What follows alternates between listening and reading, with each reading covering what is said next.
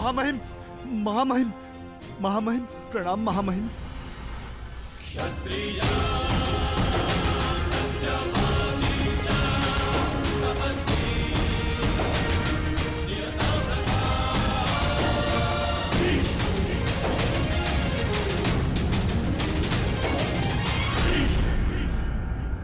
मैंने तुम्हें सावधान किया था कर्ण कि एक राजा और योद्धा में अंतर होता है। सर्वोत्तम राजा वो नहीं जो युद्ध के लिए प्रस्तुत हो जाए, वह है जो प्रजा के हित में निर्णय ले और युद्ध को टाल दे।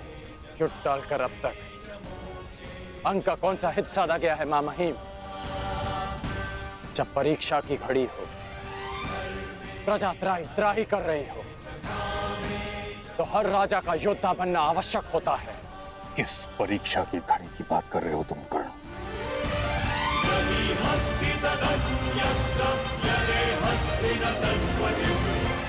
अंग की प्रजा को देखिए, अंग की प्रजा को देखिए महामहिम।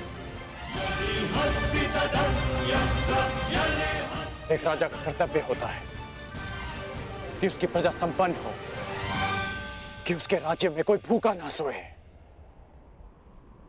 और यहां भूख की अग्नि बुझा सके इतना अन्न मिलना तो दूर की बात है, इन्हें तो इतना जल तक नहीं मिलता कि ये अपनी प्यास की अग्नि बुझा सके।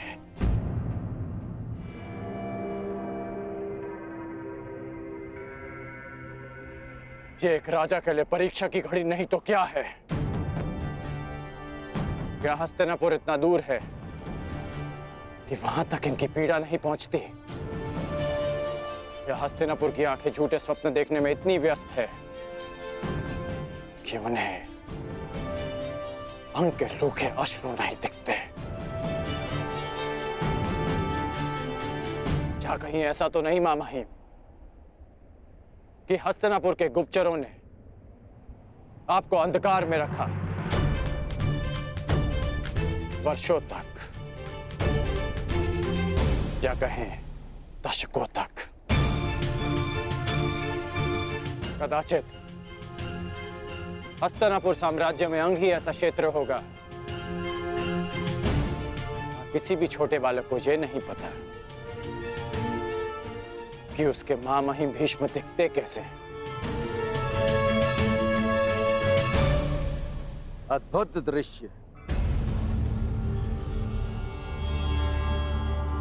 अंग प्रदेश के भूतपूर्व शासक और वर्तमान राजा का यह मिलन देख के तो मेरी आंखें भर गई। महामहिम, यदि आपको संधि के नियम स्मरण हो तो अपने इस मेमने से कहिए कि मेरी दृष्टि से दूर हो जाए। कहीं ऐसा ना हो कि इसका प्रलाप एक सोए हुए सिंह को जगा दे। क्या हुआ अंगराज कर्ण? तुम्हें क्या लगा था कि तुम्हारे ये महामहिम तुम्हारे अपमान के लिए मुझे तुम्हारे समक्ष दंडित करेंगे? ऐसा कुछ नहीं होने वाला महारथी कर्ण। मैंने तुम्हें एक बार चिताया था, 2 बार तुम्हें मैंने सावधान किया था, अब मैं तुम्हें अंतिम बार चेतावनी दे रहा हूं कर्ण। इसी क्षण तुम अंग प्रदेश को छोड़कर वापस चले जाओ, अन्यथा तुम मृत्यु को प्राप्त हो गए। अंग प्रदेश में ना कभी कोई राजा था, ना ही अंग प्रदेश को किसी राजा की आवश्यकता है। मैं बचपन से ही तनिक हटी हूं दानव। महामहिम सैकड़ों बार मुझे समझा चुके हैं। जब उनकी बात नहीं समझ पाया तो तुम्हारी क्या समझूंगा? इसलिए मुझे तुम्हारी अंतिम चेतावनी भी अस्वीकार है। तू ऐसे नहीं मानेगा कर्ण।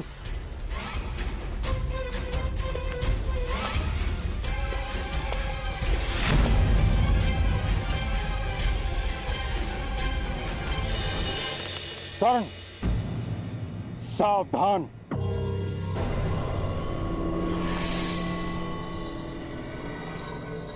हट जाओ कन्या। मैं स्त्रियों पर अस्त्र नहीं उठाता। जानती हूँ महामहिम, इसीलिए आपके और कर्ण के मध्य खड़ी हूँ। तुम नहीं जानती तुमने कितने बड़े विनाश को आमंत्रण दे दिया है। जो चुनौती को समक्ष देखकर रुक जाए वो कर्ण नहीं महामहिम। आप ही का गुरु भाई है और आप भी जानते हैं कि अब उसे रोक पाना संभव नहीं।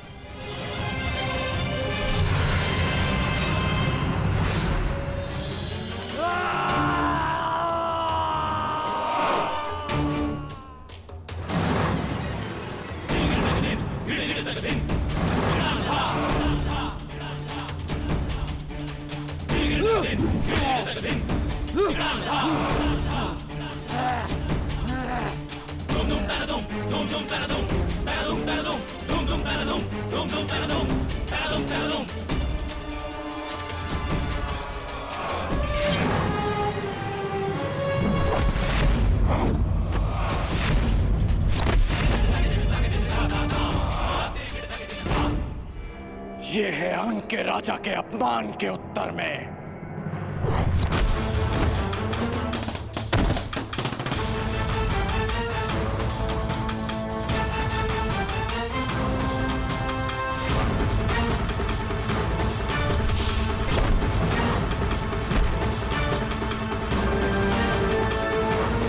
ये है महामहिम भीष्म के अपमान के उत्तर में।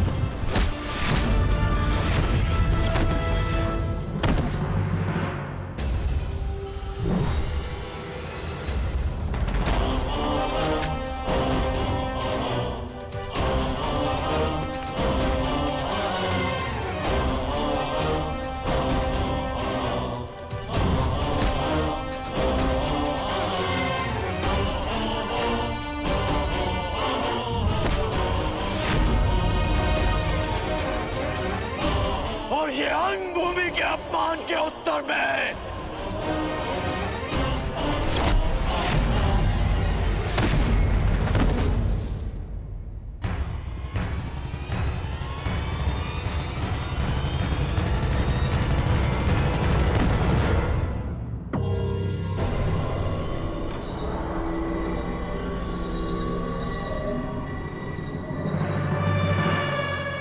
अंग की प्रजा से उसके अधिकार छीनने वाले का अंत हुआ।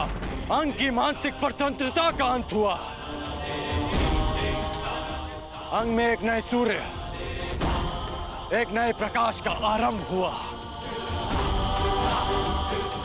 महामहिम, महामहिम, महामहिम, हमारी रक्षा कीजिए महामहिम। इस विनाश से हमें बचा लीजिए।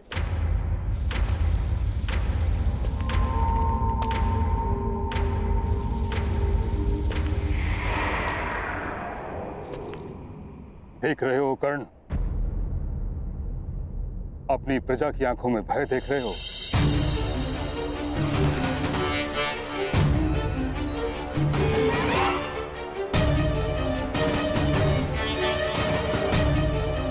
तुमने अंग को जल का अधिकार नहीं दिलाया, उनसे जीवन का अधिकार छीन लिया है।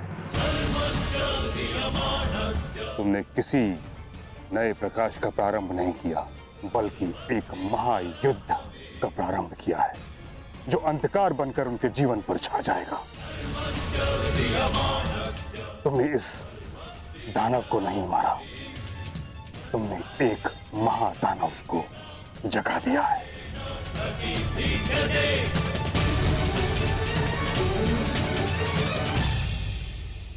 तुम्हें क्या लगा भीष्म आंखें बंद करके बैठा था? नहीं कर्ण,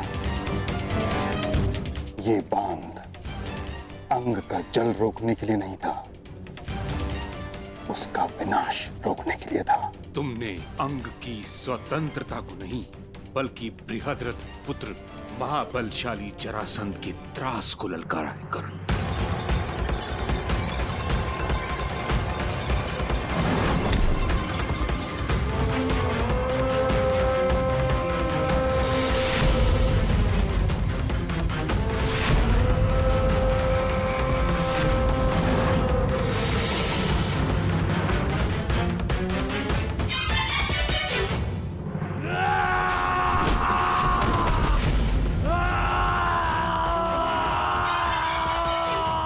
ये जरासंध जिसके बल के समक्ष वासुदेव कृष्ण को भी रण छोड़कर जाना पड़ा था।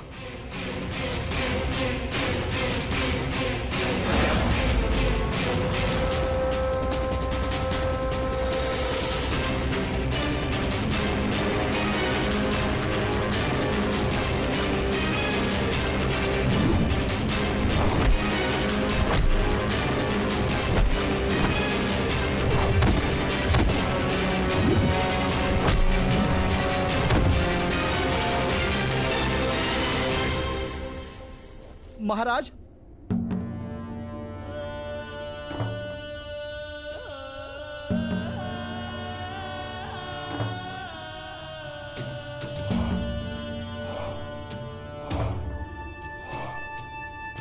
कौन था वो योद्धा? दिखने में कैसा है वो अंगराज?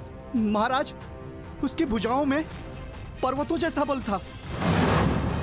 उसके मस्तक पर सैकड़ों सूर्यों का तेज था और उसकी गति तो ऐसे जैसे पवन की गति को भी पराजित कर दे। महाराज,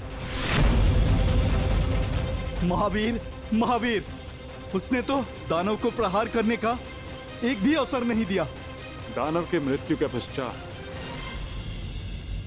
तुम लोगों ने क्या किया? उसके बाद हम उस स्थान को छोड़कर तुरंत आपको सूचित करने यहां चले आए। महाराज,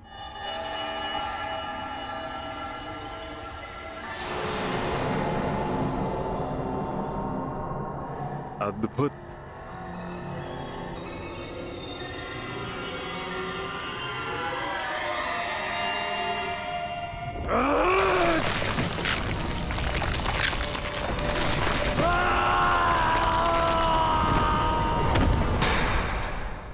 मुझे घृणा है उस प्रत्येक व्यक्ति से जो रण छोड़कर भाग जाए। मुझे घृणा है उस प्रत्येक व्यक्ति से जो मेरे समक्ष मेरे शत्रु की प्रशंसा करे, और मुझे सबसे अधिक घृणा उससे है जो मगध नरेश को ललकारने का साहस करे।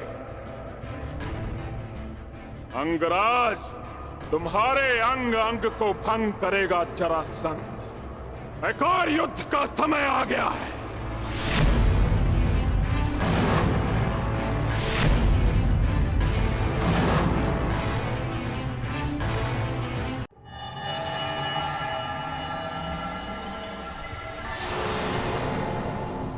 समय आ गया है शिष्यों। देखना यह है कि कौन होगा वो जो मेरी शिक्षा पर खरा उतरेगा।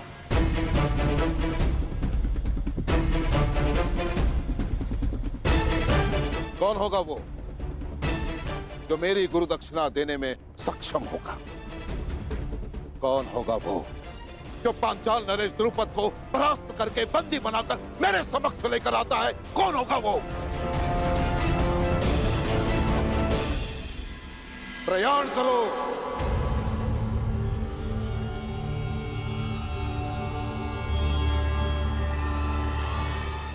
रुको!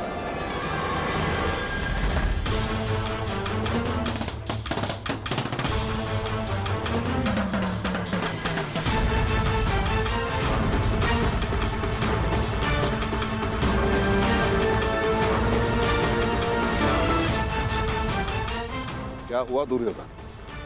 गुरुदेव, यदि पांडव और कौरव दोनों साथ साथ गए तो इसका निर्णय कैसे होगा कि सर्वश्रेष्ठ कौन है? निर्णय कैसे होगा कि युवराज कौन बनेगा? इसीलिए ये मेरा निवेदन है कि पहले हम कौरवों को पांचाल नरेश पर आक्रमण का अवसर दिया जाए। पहला अवसर तुम्हें क्यों मिलेगा दुर्योधन? सबसे ज्येष्ठ भ्राता युधिष्ठिर है। शांत भीम, शांत। दुर्योधन भी मेरा ही अनुज है। यदि दुर्योधन पहले जाना चाहता है तो मुझे इसमें कोई आपत्ति नहीं। आज्ञा दीजिए गुरुदेव। तो ठीक है दुर्योधन, पहला अवसर तुम्हें और तुम्हारे भाइयों को मिलता है।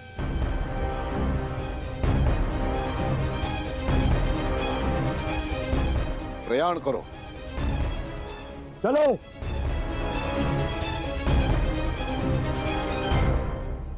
यदि अंग के स्वाभिमान और स्वतंत्रता के लिए ये युद्ध आवश्यक है तो ये युद्ध होगा। जब अंगवासी ही शेष नहीं बचेंगे तो उनकी स्वतंत्रता और स्वाभिमान का कोई मूल्य नहीं रह जाएगा कर्ण।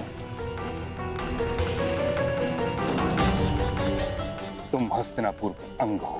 तुम्हारी मूर्खता हस्तिनापुर को एक अवंचित युद्ध की अग्नि में झुलस देगी।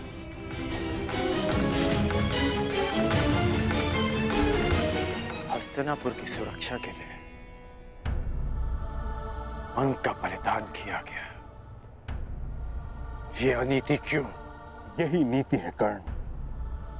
एक परिवार को सुरक्षित रखने के लिए उसके एक सदस्य का बलिदान दिया जाए तो उचित है। उसी भांति एक ग्राम की सुरक्षा के लिए एक परिवार का बलिदान उचित है। उसी भांति एक प्रदेश के लिए एक ग्राम और एक साम्राज्य के लिए एक प्रदेश का बलिदान हो, यही राजनीति है। मेरी समझ में राजनीति का अर्थ थोड़ा भिन्न है मां महीम। राजनीति का अर्थ है राजा की नीति, और अपनी प्रजा की रक्षा करना राजा की सबसे बड़ी नीति होती है। और अपनी प्रजा की दुर्दशा देखकर मौन रह जाना ये राजनीति नहीं, अनीति है। और ये राधेकर्ण इस अनीति का साथ कभी नहीं देगा। अर्थात तुम मगध से युद्ध करोगे? हाँ,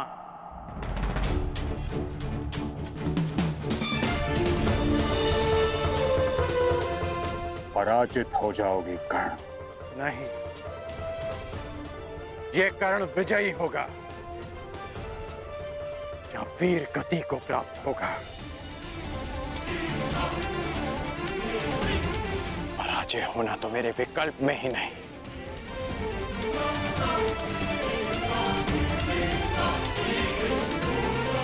अपनी प्रजा के लिए अपने प्राण दे देना, ये मेरी दृष्टि में श्रेष्ठ नीति है।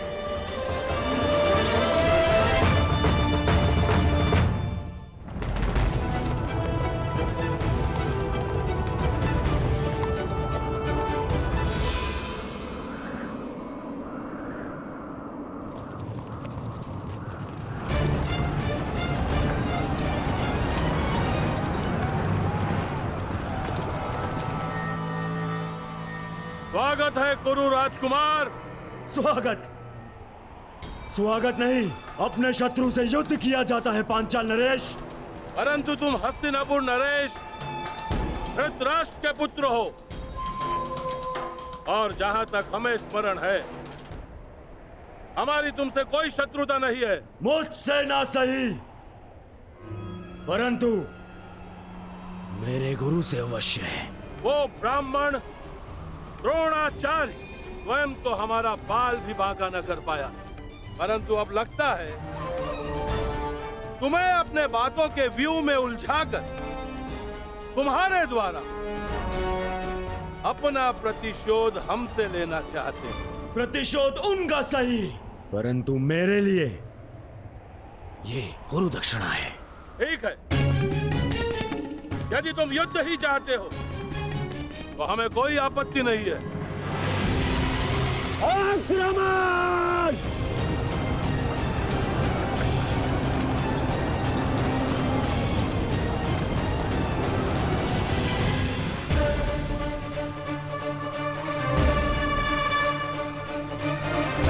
जरासंध ने आक्रमण कर दिया है। यदि युद्ध ही नियति है तो मैं मगध नरेश से युद्ध करूंगा। तुम मगध नरेश को अधिक समय तक रोक नहीं पाओगे कर्ण।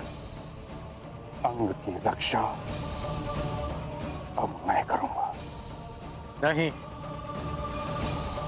अंग अपनी रक्षा करने में आत्मनिर्भर है मां महीम।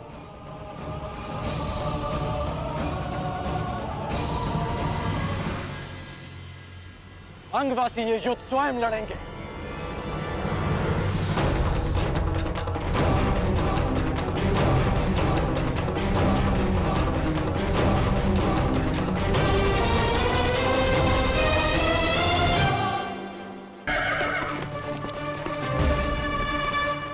जरासंध ने आक्रमण कर दिया है। यदि युद्ध ही नियति है तो मैं मगध नरेश से युद्ध करूंगा। नहीं, अंग अपनी रक्षा करने में आत्मनिर्भर है मां महिम। अंगवासी ये युद्ध स्वयं लड़ेंगे। यही एक मार्ग है अपने भीतर के भय को भगाने का, अपने मन में देश और स्वतंत्रता के लिए प्रेम जगाने का।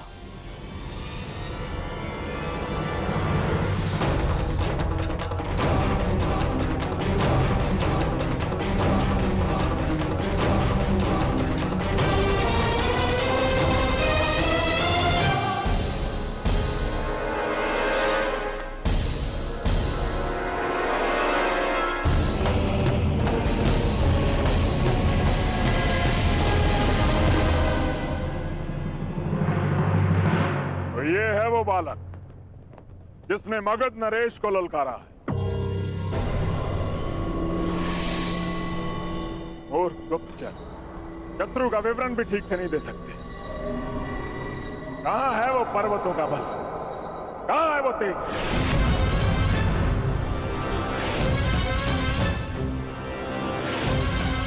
जो इस युद्ध में सम्मिलित नहीं है वो यहां से चला जाए, क्योंकि जो इस क्षेत्र में उपस्थित रहेगा उसका शव ही यहां से जाएगा।